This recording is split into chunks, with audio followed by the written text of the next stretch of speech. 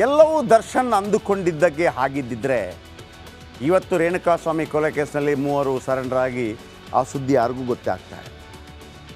ಆದರೆ ಅಲ್ಲೊಬ್ಬ ಇದ್ದ ಚಾಣಕ್ಯ, ಆತನ ಹೆಸರೇ DCP ಗಿರೀಶ್. ಹಿಂದೆ 2011ರಲ್ಲಿ ಇದೇ ಯಡಿಯೂರಪ್ಪನವರನ್ನು ಬಂಧಿಸಿದ್ದು ಕೂಡ ಇದೇ DCP ಗಿರೀಶ್. ನೀವು ACP ಚಂದನ್ ಬಗ್ಗೆ ಕೇಳಿದ್ದೀರಿ, ಚಂದನ್ ಕೂಡ ಅದ್ಭುತ ಕೆಲಸ ಮಾಡಿದ್ದಾರೆ. ಆದರೆ ಚಂದನ್ ಮೇಲೆ ಒಬ್ಬರು ಅಧಿಕಾರಿ ಇದ್ದಾರೆ, DCP ಪಶ್ಚಿಮ ವಿಭಾಗದ DCP ಗಿರೀಶ್. ಹೇಗೆ ದರ್ಶನ್ ಅವರ ಪ್ಲ್ಯಾನನ್ನು ಮಟಾಶ್ ಮಾಡಿದ್ರು ಈ ಸ್ಟೋರಿ ನೋಡಿ.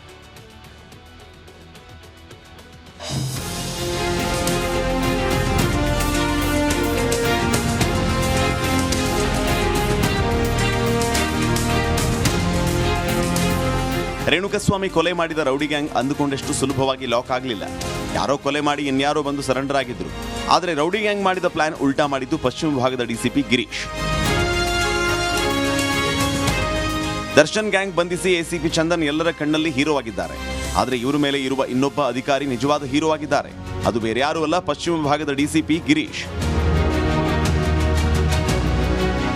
ರೇಣುಕಸ್ವಾಮಿ ಮೃತದೇಹ ಸುಮ್ನಹಳ್ಳಿ ಮೋರಿ ಬಳಿ ಅಪರಿಚಿತ ಶವ ಅಂತ ಪತ್ತೆಯಾಗುತ್ತೆ. ಕಾಮಾಕ್ಷಿಪಾಳ್ಯ ಪೊಲೀಸರು DCP ಗಿರೀಶ್ಗೆ ಮಾಹಿತಿ ನೀಡುತ್ತಾರೆ. ಇದಾದ ಸ್ವಲ್ಪ ಹೊತ್ತಿನ ಬಳಿಕ ಮತ್ತೆ ಕಾಮಾಕ್ಷಿಪಾಳ್ಯ ಪೊಲೀಸರಿಂದ DCPಗೆ ಕರೆ ಬರುತ್ತೆ. 4 ಬಂದು ತಾವೇ ಕೊಂದಿದ್ದಾಗಿ ಶರಣಾಗಿದ್ದಾರೆ ಅಂತ ಮಾಹಿತಿಯನ್ನು ನೀಡುತ್ತಾರೆ. ಇದನ್ನ ಕೇಳಿ ಅನುಮಾನಗೊಂಡ DCP ಗಿರೀಶ್ ನೇರ ಕಾಮಾಕ್ಷಿಪಾಳ್ಯ ಠಾಣೆಗೆ ಹೋಗ್ತಾರೆ. ಯಾರೋ ರೌಡಿ ಶೀಟರ್ಗಳು ಇರಬೇಕು ಅಂತ ಅಂದ್ಕೊಂಡು ಹೋದ DCPಗೆ ಶಾಕ್ ಆದಿತ್ತಂತೆ. ಯಾರು ಪರಿಚಿತ ಮುಖವಾಗಿರಲಿಲ್ಲ. ಅನುಮಾನಗೊಂಡು ತೀವ್ರ ವಿಚಾರಣೆ ಮಾಡಿದ್ದಾರೆ. ಎಲ್ಲರ ಊರು ಕೇಳಿದಂತೆ ರಘು ನಾನು ಚಿತ್ರದುರ್ಗ ಅಂತ ಹೇಳ್ತಾನೆ. ಚಿತ್ರದುರ್ಗಕ್ಕೂ ಬೆಂಗಳೂರಿಗೂ ಲಿಂಕ್ ಹೇಗೆ ಅಂತ ಅನುಮಾನಗೊಂಡು ಮತ್ತೆ ಪೊಲೀಸರ ಶೈಲಿಯಲ್ಲಿ ವಿಚಾರಣೆ ಮಾಡಿದ್ರಂತೆ. ಆಗ ಹೊರ ಬಂದಿದೆ ನೋಡಿ ಅಸಲಿ ಕಹಾನಿ.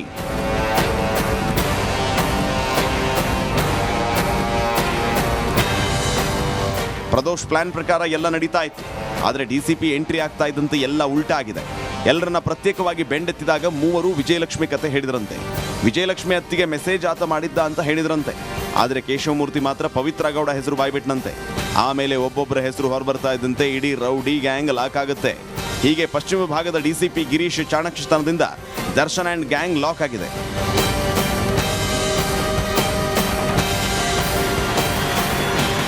Dhruvaraj, crime bureau, republic Kannada.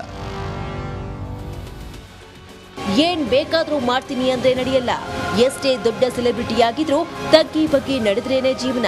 ಕರ್ಮ ಅನ್ನೋದು ಯಾರನ್ನೂ ಸುಮ್ಮನೆ ಬಿಡಲ್ಲ. Dhruvaraj, crime bureau, republic Kannada. ಮಾಡೋದು ದರ್ಶನ್ ವಿಚಾರದಲ್ಲಿ ಹಂಗೆ ಬರೋದಿಲ್ಲ, ಅದು ಬೇರೆ ವಿಚಾರ. ಅವರೇನು ಏನಂತಾರೆ ಸೀರಿಯಲ್ ಕಿಲ್ಲರ್ ಆ ಥರ ಏನಲ್ಲ. ಆಗಿರೋ ಘಟನೆ, ಆದರೆ ಆ ಘಟನೆ ಕೂಡ ಭಾಳ ಪ್ಲ್ಯಾಂಡ್ ಆಗಿದೆ ಅನ್ನೋದನ್ನು ನೋಡುತ್ತೆ. ದರ್ಶನ್ ಅವರನ್ನು ಹೊರಗೆ ಬಿಟ್ಟರೆ ಏನಾಗ್ಬೋದು ಅಂತ ಪೊಲೀಸ್ ಇದು ಕೋರ್ಟ್ ಆಲೋಚನೆ ಮಾಡುತ್ತೆ. ಹಾಗಂತ ಕೋರ್ಟ್ಗೆ ಜಾಮೀನು ಕೊಡಬೇಕಾ ಕೊಡಬಾರ್ದಾ ಅದು ಆ ಕ್ಷಣಕ್ಕೆ ತೀರ್ಮಾನ ಕೈಗೊಳ್ಳುವಂಥ ಎಲ್ಲ ರೈಟ್ಸ್ ಕೋರ್ಟ್ಗಿರುತ್ತೆ. ನಾವು ಹೇಳ್ತಿರೋದೇನಂತಂದರೆ ಹಿಂಗೆಲ್ಲ ಆಲೋಚನೆ ಮಾಡುತ್ತೆ ಕೋರ್ಟ್ ಅಂತ. ಇದೇ ಪರ್ಟಿಕ್ಯುಲರ್ ನೋಡಬೇಕು ಅಂತ ಇರೋದಿಲ್ಲ. 1, 2, 3, 4, 5, 6 ಹಿಂಗಿರೋದಿಲ್ಲ. ಎಲ್ಲ ಇಲ್ಲ, ಇವರಿಗೆ ಕೊಡ್ಬೋದು ಅಂತ ಅನಿಸ್ತಾ ಇರ್ಬೋದು ಜಡ್ಜಿಗೆ. ಸಡನ್ನಾಗಿ ಒಂದು ವಿವೇಚನೆ ಬರ್ಬೋದು, ಬೇಡ ಅದು ಕೊಡೋದು, ಯಾಕಂದರೆ ಇದು ತಪ್ಪು ನಿರ್ಧಾರ ಆಗಬಹುದು ಅಂತ ಬಂದರೂ ಕೂಡ ಕೊಡದೇ ಇರ್ಬೋದು. ಅದನ್ನು ಪ್ರಶ್ನೆ ಮಾಡೋಕ್ಕೆ ಬರಲ್ಲ. ದರ್ಶನ್ ಓರ್ವ ಪ್ರಭಾವಿ ರಾಜಕಾರಣಿಗಳ ಸಂಪರ್ಕದ ವ್ಯಕ್ತಿ. ಮುಖ್ಯಮಂತ್ರಿ ಆದಿಯಾಗಿ ಪ್ರತಿಯೊಬ್ಬರ ಸಂಪರ್ಕ ಇದೆ, ಅತಿ ದೊಡ್ಡ ವ್ಯಕ್ತಿಗಳ ಸಂಪರ್ಕ ಇದೆ. ಪೊಲೀಸರು ದರ್ಶನ್ ಬಂಧಿಸದಂತೆ ನಿರಂತರ ಒತ್ತಡ ಬಂದಿದೆ ಈ ಹಿಂದೆ. ಕೋರ್ಟ್ ನೋಡುತ್ತೆ ಅದನ್ನು. ಈ ಪ್ರಕರಣದಲ್ಲಿ ಹಣ ಕೊಟ್ಟು ಸಾಕ್ಷಿನಾಶ ಮಾಡುವ ಸಾಧ್ಯತೆ ಇದೆ, ಅದನ್ನು ನೋಡುತ್ತೆ. ಆಮೇಲೆ ಒಬ್ಬ ಪೊಲೀಸ್ ಜೈಲಲ್ಲಿದ್ದಾಗ ಹೆಂಗೆ ನಡವಳಿಕೆ ಹೆಂಗಿರುತ್ತೆ ಅನ್ನೋದು ಕೂಡ ಇಂಪಾರ್ಟೆಂಟ್ ಆಗುತ್ತೆ. ದರ್ಶನ್ ನಡವಳಿಕೆ ಚೆನ್ನಾಗಿತ್ತಾ ಅಂತ ಕೇಳಿದಾಗ ದರ್ಶನ್ ಅಂಡರ್ವರ್ಲ್ಡ್ ಡಾನ್ಗಳ ಜೊತೆ ಸಂಪರ್ಕದಲ್ಲಿದ್ದರು, ಟೀ ಕುಡಿತಾ ಇದ್ರು, ಸಿಗರೆಟ್ ಸೇರ್ತಾ ಇದ್ರು ಅಂತೇಳಿ ಇವರು ಹೇಳ್ತಾರೆ. ಯಾರು ಸ್ಪೆಷಲ್ ಪಬ್ಲಿಕ್ ಪ್ರಾಸಿಕ್ಯೂಟರ್ಗಳು ಹೇಳ್ತಾರೆ. ಹಾಗಾಗಿ ಚಾರ್ಜ್ ಶೀಟ್ ಸಲ್ಲಿಕೆ ಆಗ್ತಾ ಇದ್ದ ಹಾಗೆ ಜಾಮೀನು ಸಿಗೋದು ಅಷ್ಟು ಈಸಿ ಅಲ್ಲ. ಆಮೇಲೆ ಇನ್ನೊಂದು ಭಯ ಇದೆ, ದರ್ಶನ್ ಜಾಮೀನಾದರೆ ಅಭಿಮಾನಿಗಳಿಂದ ಮತ್ತೆ ಬೆದರಿಕೆ ಸಾಧ್ಯತೆ. ನೋಡಿ, ಈ ಫೇಸ್ಬುಕ್ಕಲ್ಲಿ ಮತ್ತೊಂದರಲ್ಲಿ ಬೆದರಿಕೆ ಆಗ್ತಾ ಇರ್ತಾರಲ್ಲ, ಮತ್ತೊಂದು ಮಗದೊಂದು ಅಂತೇಳಿ, ಅದನ್ನು ಕೂಡ ಮೆನ್ಷನ್ ಮಾಡ್ತಾರೆ. ನೋಡಿ, ದರ್ಶನ್ ಒಳಗಿದ್ದಾಗಲೇ ಇಷ್ಟೆಲ್ಲ ಬೆದರಿಕೆ ಆಗ್ತಾ ಇದ್ದಾರೆ, ವಾಯ್ಸ್ ಮೆಸೇಜ್ ಆಗ್ತಾ ಇದ್ದಾರೆ. ಈಗ ಕೆಲವರಿಗೆ ವಾಯ್ಸ್ ಮೆಸೇಜ್ ಹಾಕೋದೆಲ್ಲ ಇದೆ, ಅದನ್ನೆಲ್ಲ ಸ್ಕ್ರೀನ್ಶಾಟ್ ತೆಗೆದು ಇಟ್ಕೊಂಡಿರ್ತಾರೆ ಪೊಲೀಸರು ಇಟ್ಕೊಂಡಿರ್ತಾರೆ. ಆಮೇಲೆ ಅನ್ನಪೂರ್ಣೇಶ್ವರಿ ಠಾಣೆಯಲ್ಲಿ ಅದರ ಬಗ್ಗೆ ಒಂದು ಕೇಸ್ ದಾಖಲಾಗಿದೆ. ಅಣ್ಣ ಹೊರಬರಲಿ ನೋಡ್ಕೋತೀನಿ ಅಂತ ಹೇಳಿದಕ್ಕೆ ಒಂದು ಕೇಸ್ ದಾಖಲಾಗಿದೆ. ಸೊ ಹಾಗಾಗಿ ಇದೆಲ್ಲ ಇದ್ದಾಗ ದರ್ಶನ್ ಅವರ ವಕೀಲರು ಏನು ಮಾಡ್ತಾರೆ ಅನ್ನೋದು ವೆರಿ ಇಂಪಾರ್ಟೆಂಟ್ ಆಗತ್ತೆ.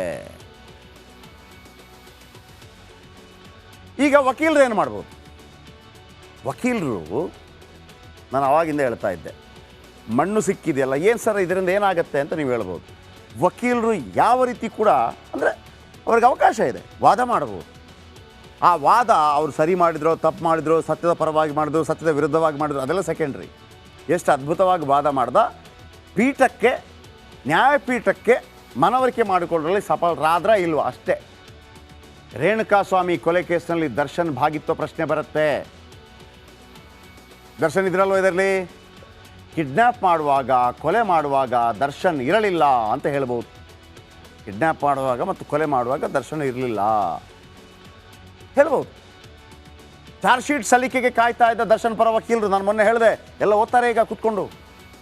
ದರ್ಶನ್ ಪರ ವಕೀಲರಿಂದ ಬೇರೆ ಬೇರೆ ಎಲಿಬಿ ಕ್ರಿಯೇಟ್ ಅಂತಂದರೆ ಅದೇನು ಅಂತಂದರೆ, ಈಗ ಒಬ್ಬ ಕೊಲೆ ಜಾಗದಲ್ಲಿ ಸಿಕ್ಕಾಕೋತಾನೆ ಅಂತ ತಿಳ್ಕೊಳ್ಳೋಣ.